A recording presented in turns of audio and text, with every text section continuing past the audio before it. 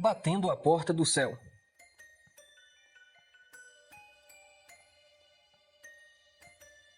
Depois disseram: venham, vamos construir uma cidade com uma torre que chegue até o céu. Assim ficaremos famosos, e não seremos espalhados pelo mundo. Poucas histórias na Bíblia estimulam tanto a imaginação como a narrativa da Torre de Babel. Ela atrai nossa atenção por várias razões. A absoluta audácia de um grupo de pessoas em se lançar à construção de uma estrutura que atingisse literalmente os céus. Não é espetacular? O que é audaciosa é a razão desse projeto. Os construtores de Babel decidiram levar adiante esse projeto em clara violação aos decretos divinos. Deus tinha prometido que jamais destruiria o mundo com um dilúvio novamente. Mas eles escolheram instituir uma apólice de seguro no caso de Deus mudar de ideia posteriormente. Também construíram a torre para burlar a segunda ordem de Deus, para que eles se dispersassem por todo o mundo.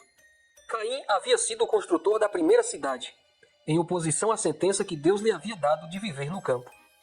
Novamente, é possível perceber o mesmo espírito de rebelião entre os construtores da torre. Eles também desejavam se tornar famosos por causa daquela magnífica estrutura. Quando a construção da torre estava bastante avançada, Deus interveio e reduziu a pó não só o edifício, mas também o orgulho deles.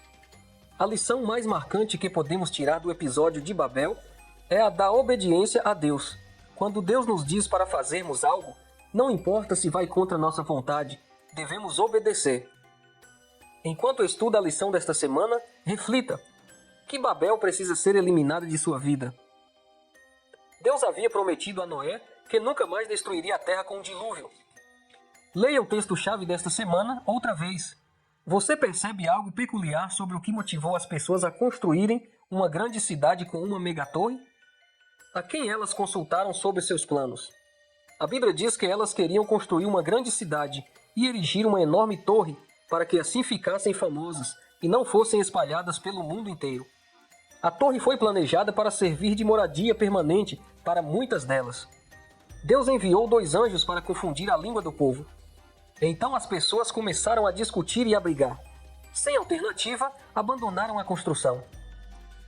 Como não conseguiram se comunicar, os que falavam a mesma língua se agruparam e foram morar em outras regiões, até que não sobrou ninguém naquela cidade.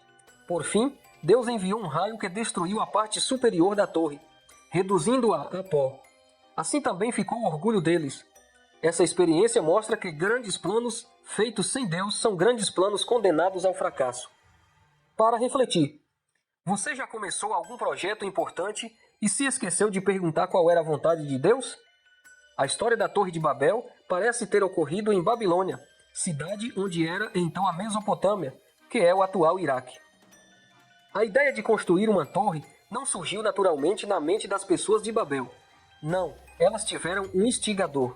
Seu nome era Nimrod, governante da nação, e o homem a quem a Bíblia se refere como valente caçador.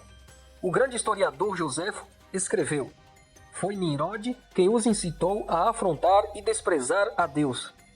Eles só se esqueceram de que nada adiantaria seus esforços se eles iam contra a vontade de Deus. Como diz em Salmo 127, versículo 1, se não for o Senhor o construtor da casa, será inútil trabalhar na construção. Se não é o Senhor que vigia a cidade, será inútil a sentinela montar guarda.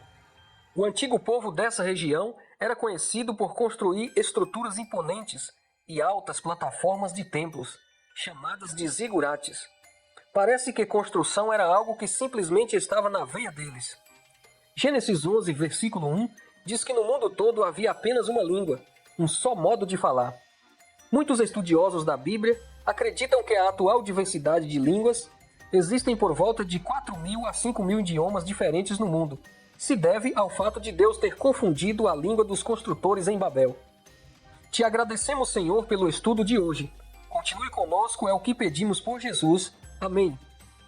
O assunto dessa semana é muito interessante. E para você não perder nada, inscreva-se no canal, siga nossas redes sociais e compartilhe nossos vídeos com seus amigos. Nos encontramos novamente amanhã, aqui no Lição Ilustrada.